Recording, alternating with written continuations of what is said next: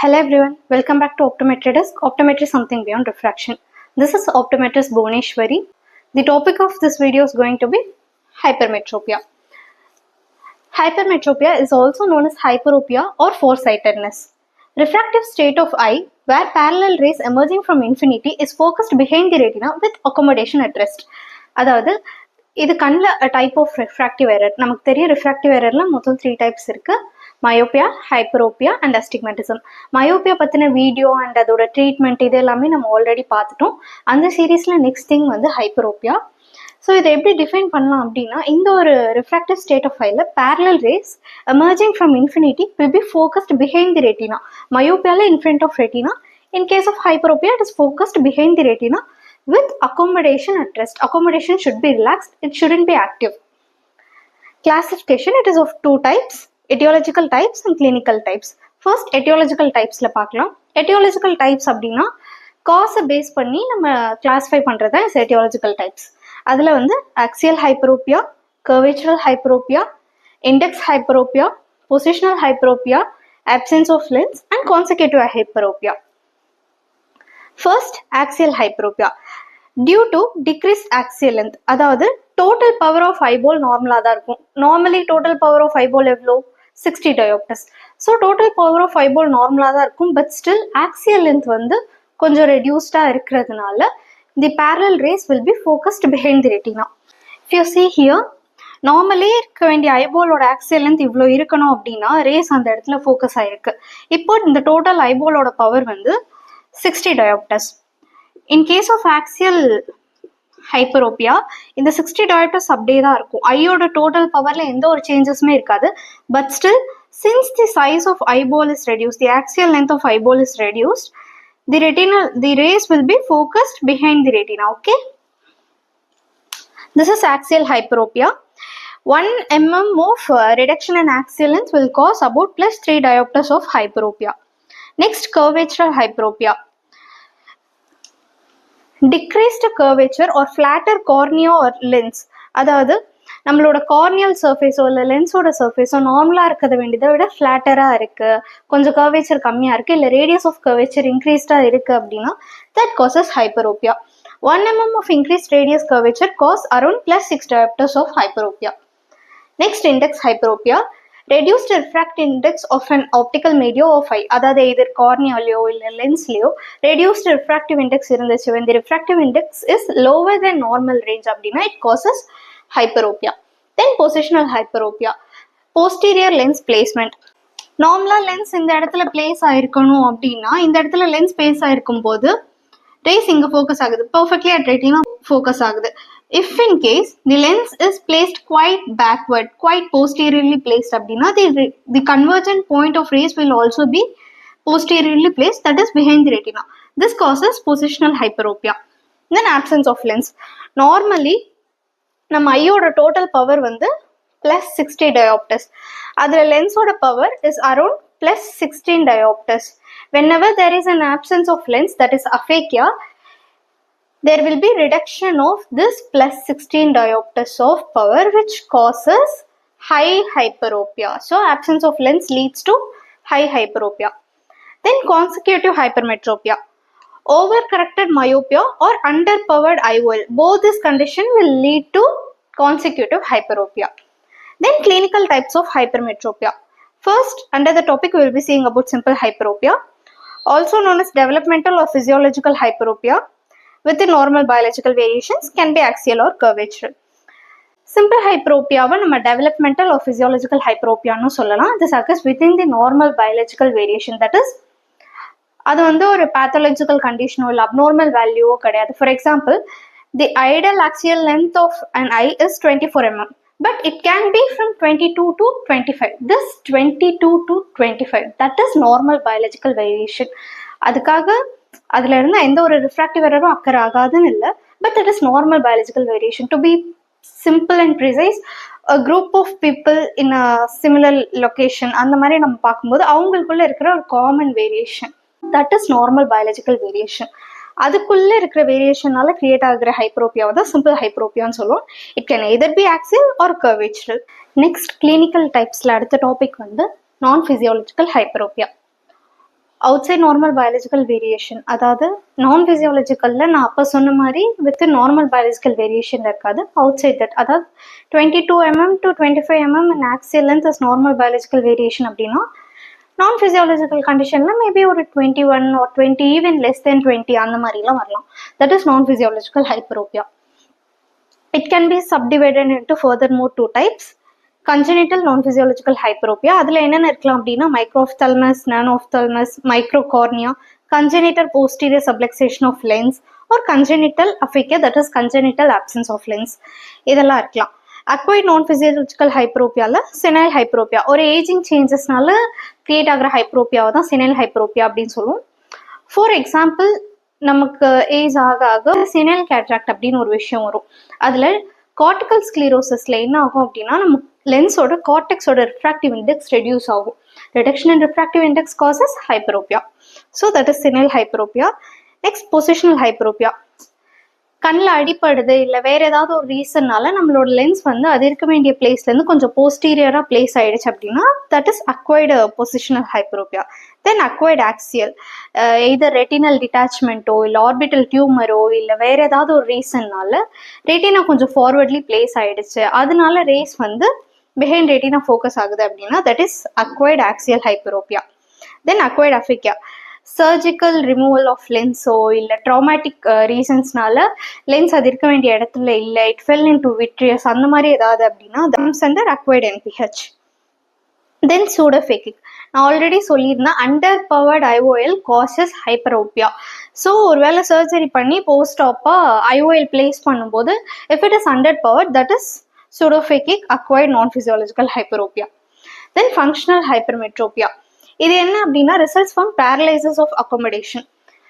இது வந்து ஆக்சியல்னாலையும் இல்லை ரிஃப்ராக்டிவ்னாலையும் இல்லை, இது ஒரு ஃபிசியாலஜிக்கல் நான் ஃபிசியாலஜிக்கல்லாம் இல்லாமல் it is a functional type of ஹைப்பர்மெட்ரோப்பியா.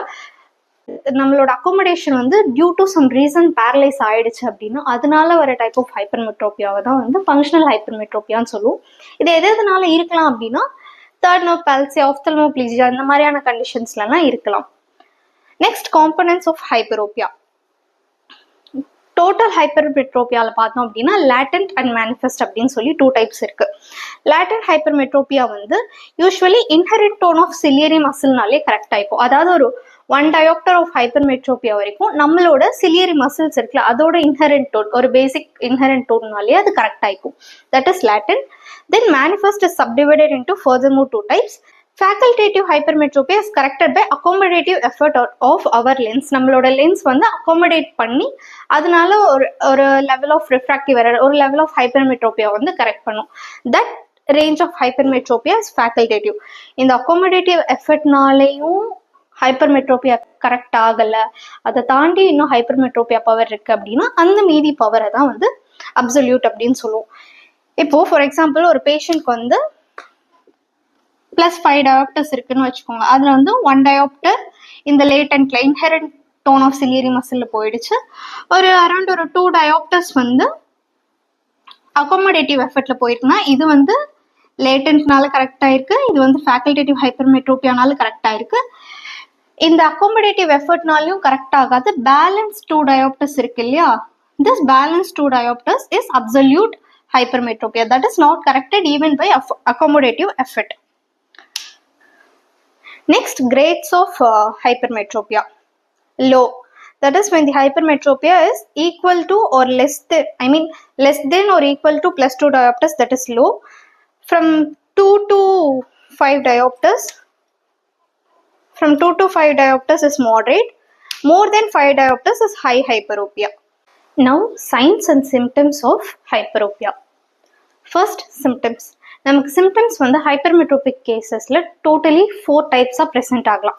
ஒன்று asymptomatic, next asthenopic symptoms without any vision complaints, next asthenopic symptoms with vision related complaints, next only vision related complaints.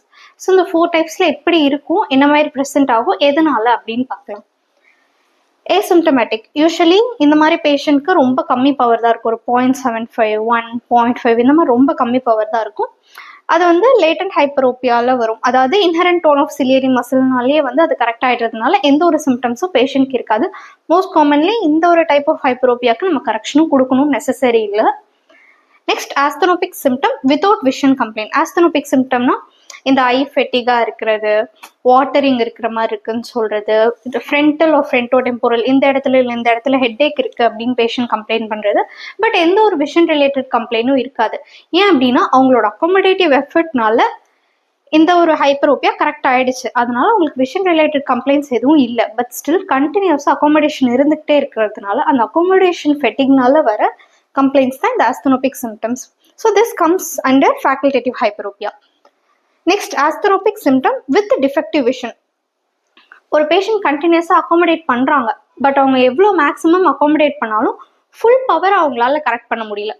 ஒரு 4 டயாப்டஸ் இருக்குது அப்படின்னா அவங்க அகாமடேட் பண்ணி ஒரு 2 டயாப்டஸ் கரெக்ட் பண்ணிட்டாங்க, மீதி 2 டயாப்டஸ் ரிமைன்ஸ் அன்கரெக்டட் அப்படின்னா அந்த மிச்ச 2 டயாப்டஸ்னால டிஃபெக்டிவ் விஷனும் அகாமடேட் பண்ணிக்கிட்டே 2 டயாப்டஸை கரெக்ட் பண்ணியிருக்காங்களா, ஸோ அந்த அகாமடேஷனால ஏற்படுற ஆஸ்தனோபிக் சிம்டம்ஸும் கலந்து வர்றது தான் asthenopic symptom with defective vision. Next defective vision only. இதில் வந்து அகாமடேஷனோட இன்வால்மெண்ட்டே சுத்தமாக இருக்காது. ஒன்று ரொம்ப ஹை ரிஃப்ராக்டிவ் எரர் இருந்தால், இல்லை அப்படின்னா கொஞ்சம் ஓல்டேஜ் பர்சன்ஸ்க்கு. ஏன்னா ஏஜ் ஆனவங்களுக்கு ரொம்ப அகாமடேஷன் ஆக்டிவாக இருக்காது. ஸோ வெறும் டிஃபெக்டிவ் விஷன் மட்டும் ஹைப்ரோப்பியாவில் இருந்தால் either it could be due to high refractive error or in old age patients. Signs பார்த்தோம் அப்படின்னா eyeball could be small, cornea will also be small, maybe anterior chamber is shallow. Retinoscopy and ஏஆர்ல பார்த்தோம் அப்படின்னா ஹைப்பரோப்பியா reveal பண்ணோம். அதாவது ஏஆர்ல plus power இருக்கும், ரெட்டினோஸ்கோப்ல நம்ம பார்க்கும்போது reflex will be in with movement. அப்படி இருந்தது அப்படின்னா that is hyperopia. Then smaller axial length in biometry. Complication என்னென்ன இருக்கலாம் அப்படின்னா recurrence dry or blepharitis, amblyopia, accommodative convergence squint. Recurrence dry எதனால வருது, ரெக்கரன்ஸ் டை ஆர் பிளெஃபரைட்டிஸ் எதனால வருது அப்படின்னா விஷன் பிளரா இருக்கிறதுனால போட்டு கண்ணை தேய்ச்சிக்கிட்டே இருப்பாங்க கிளியரா தெரியணுன்றதுக்காக. அப்படி தேய்ச்சிக்கிட்டே இருக்கும்போது அதனால ரெக்கரன்ஸ் டை ஆர் பிளெஃபரைட்டிஸ் வரலாம். அன்கரெக்டடா விட்டோம் அப்படின்னா சின்ன குழந்தைங்களுக்கு ஆம்ப்ளோபியா டெவலப் ஆகலாம். தென் அகாமடேட்டிவ் கன்வர்ஜென்ஸ் குவிண்ட் கண்டினியூஸா அவங்க அதை கரெக்ட் பண்றதுக்காக இந்த ஃபேக்கல்டேட்டிவ் ஹைப்ரோப்பியால பார்த்தோம்ல ஒரு கண்டினியூஸ் அகாமடேஷன் இருந்துகிட்டே இருக்கும். அதோட ரிசல்ட்டா அகாமடேட்டிவ் கன்வர்ஜென்ஸ் குவிண்ட் டெவலப் ஆகலாம். Treatment of hypermetropia. இதில் வந்து optical treatment and surgical treatment அப்படின்னு 2 இருக்குது. ஃபர்ஸ்ட் ஆப்டிக்கல் ட்ரீட்மெண்ட் பற்றி பார்க்கலாம். ஆப்டிக்கல் ட்ரீட்மெண்ட்டில் we will be correcting using plus lens, that is convex lens use பண்ணி தான் நம்ம ஹைப்பர்மெட்ரோபியா கரெக்ட் பண்ணுவோம். ஹைப்பர்மெட்ரோபியாவுக்கு ஒரு ரூல் என்ன அப்படின்னா maximum correction. So maximum correction should be given by starting with comfortable acceptance, then increase slowly. First, comfortable spherical and full cylindrical correction should be given.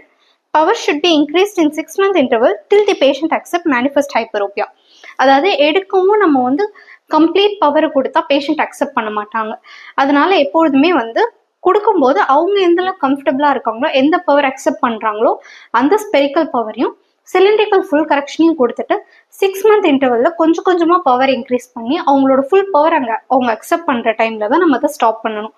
For example ஒரு பேஷண்ட்க்கு 4 dioptre இருக்கு அப்படின்னா first சிட்டிங்ல வந்து அவங்க ஒரு 2 dioptre இல்லை 2.5 dioptre தான் accept பண்றாங்க அப்படின்னா அந்த 2.5 டயாப்டர் ஸ்பியர் அண்ட் அவங்களோட சிலிண்ட்ரிக்கல் கரெக்ஷன் என்னவோ ஃபுல் சிலிண்ட்ரிக்கல் கரெக்ஷன் 2.5 ஸ்பிரிக்கல் கரெக்ஷனை கொடுத்துட்டு 6 மந்த் ஒன்ஸ் வர சொல்லி அந்த 2.5 வந்து 2.75 or 3, நெக்ஸ்ட் 3.25, 3.5, தென் 4 டயாப்டர்ஸ் இந்த மாதிரி கொஞ்சம் கொஞ்சமாக ஒரு 6 மந்த் இன்டர்வல்ல இன்க்ரீஸ் பண்ணி அவங்க ஃபுல் பவர் அவங்க அக்செப்ட் பண்ணும்போது தான் அதை நம்ம ஸ்டாப் பண்ணணும். So maximum correction should be given in case of hypermetropia. Principle of hyperopia correction. So ஹைப்பர்மெட்ரோப்பியோட கரெக்ஷனுக்கு அப்படின்னு சொல்லி செட் ஆஃப் பிரின்சிபல்ஸ் இருக்கு. என்னென்ன அப்படின்னு பார்க்கலாம். Complete cycloplegic refraction should be done. எதனால நம்ம ஆல்ரெடி ஃபேக்கல்டேட்டிவ் ஹைப்பர்மெட்ரோபியா பற்றி பார்த்தோம். அகாமடேஷனோட இன்வால்மெண்ட் வந்து ஹைப்பர்மெட்ரோபியாவில் இருக்கு. Hypermetropia can be influenced by accommodation அப்படிங்கிறதுனால it is always better and must to perform cycloplegic refraction. அகாமடேஷனை ஃப்ரீஸ் பண்ணிட்டு பேஷண்ட்க்கு எந்த அளவுக்கு ரிஃப்ராக்டிவ் எரர் இருக்கு அப்படின்றத டெஸ்ட் பண்ணணும். Prescription for less than 1 diopter. ஒரு 1 டயாப்டருக்குள்ள பவர் இருக்கு அப்படின்னா the prescription is not necessary unless until the patient is symptomatic.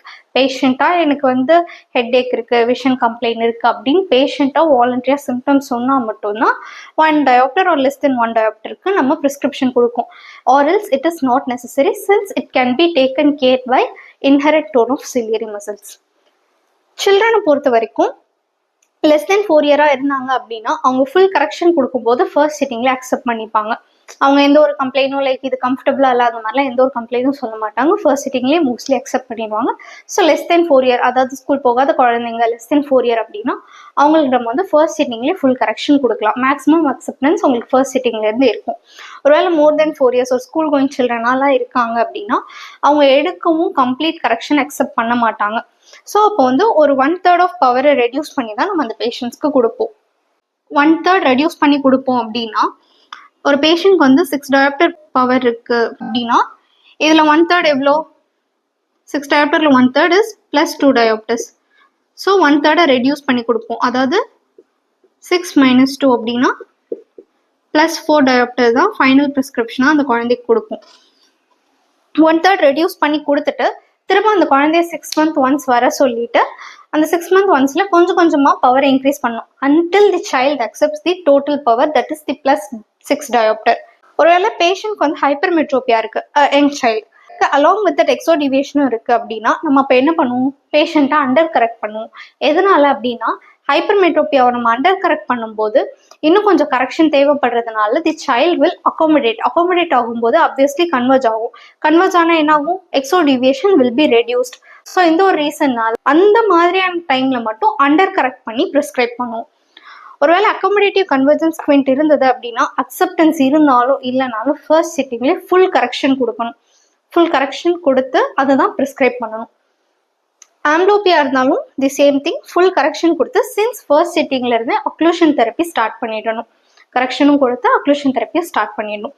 Next surgical treatment of hypermetropia என்னென்னு பார்க்கலாம். Now surgical treatment of hypermetropia, அதில் ஃபர்ஸ்ட் தெர்மல் லேசர் கெரட்டோபிளாஸ்டி. இதில் என்ன பண்ணுவோம் அப்படின்னா நம்மளோட கார்னியாவோட பெரிஃபரல் ரீஜியனில் ஒரு 8 லேசர் ஸ்பாட்ஸ், ஒரு ரிங் லைக் பேட்டர்னில் ஒரு 8 ஸ்பாட்ஸ் பிளேஸ் பண்ணிட்டு அதை வந்து லேசர்னால என்ன லேசர் யூஸ் பண்ணுவோம் அப்படின்னா தெலியம் ஹார்மோனியம் குரோமியம் யாக் லேசர். இந்த THC யாக் லேசர் வந்து ஒரு இன்ஃப்ராரெட் எனர்ஜி ப்ரொடியூஸ் பண்ணும். இந்த இன்ஃப்ராரெட் எனர்ஜி என்ன பண்ணும் அப்படின்னா நம்மளோட பெரிஃபரல் கார்னியல் கொலாஜனை ஸ்ட்ரிங்க் பண்ணிட்டு சென்ட்ரல் கார்னியல் ரீஜியனை வந்து ஸ்டீப் ஆகும். இதனால நம்ம ஹைப்பர்மெட்ரோபியாவை கரெக்ட் பண்ண முடியும். This is thermal laser keratoplasty. அப்படியே இதே சேம் ப்ரொசீஜர் தான் கண்டக்டிவ் கெரட்டோபிளாஸ்டிலையும் இருக்கும். பட் இந்த இடத்துல இன்ஃப்ராரெட் எனர்ஜிக்கு பதிலாக ரேடியோ ஃப்ரீக்வன்சி எனர்ஜி வந்து யூஸ் பண்ணுவாங்க. The same thing, peripheral corneal collagen fibres வந்து ஷ்ரிங்க் பண்ணிட்டு சென்ட்ரல் கார்னியாவை ஸ்டீப் பண்ணுறது. The same procedure occurs here. Then hyperopic PRK, similar as we seen in myopic PRK. அதே மாதிரி தான் எக்ஸாமரி லேசர் யூஸ் பண்ணி கார்னியாவோட சென்ட்ரல் ஷேப்பை வந்து ரீஷேப் பண்ணி ஹைப்பர்மெட்ரோபியாக்கு கரெக்ட் பண்ணுவோம். அதே மாதிரி தான் ஹைப்பரோபிக் லேசிக்லையும் ஒரு கார்னியல் ஃபிளாப் மேக் பண்ணிட்டு எக்ஸாமரி லேசர் யூஸ் பண்ணி சென்ட்ரல் கார்னியாவை கொஞ்சம் ரீஷேப் பண்ணி ஹைப்பர்மெட்ரோபியாவை கரெக்ட் பண்ணுவோம். தென் இம்ப்ளான்டபிள் கான்டாக்ட் லென்ஸ், நம்மளோட லென்ஸ் வந்து அதோட பிளேஸ்லேயே இருக்கும்போது ஒரு special type of implantable lens use பண்ணி தேவைப்படுற அப்ரோப்ரியேட் பவரை வந்து ஐயில் இம்ப்ளான்ட் பண்ணுறது தான் வந்து இம்ப்ளான்டபிள் கான்டாக்ட் லென்ஸ். தென் ரிஃப்ராக்டிவ் லென்ஸ் எக்ஸ்சேஞ்ச், நம்ம கண்ணில் இருக்கிற கிளியர் லென்ஸ் இன்ட்ராகுலர் லென்ஸை எடுத்துட்டு நமக்கு தேவைப்படுற பவரை வந்து ஆர்டிஃபிஷியல் இன்ட்ராகுலர் லென்ஸாக நம்ம பெட்டலர் ஃபோர்ஸால் பிளேஸ் பண்ணுறது தான் is refractive lens exchange. So this is all about hypermetropia, its types and correction. Hope this video is helpful. Thank you for choosing Optometry Desk. Thank you.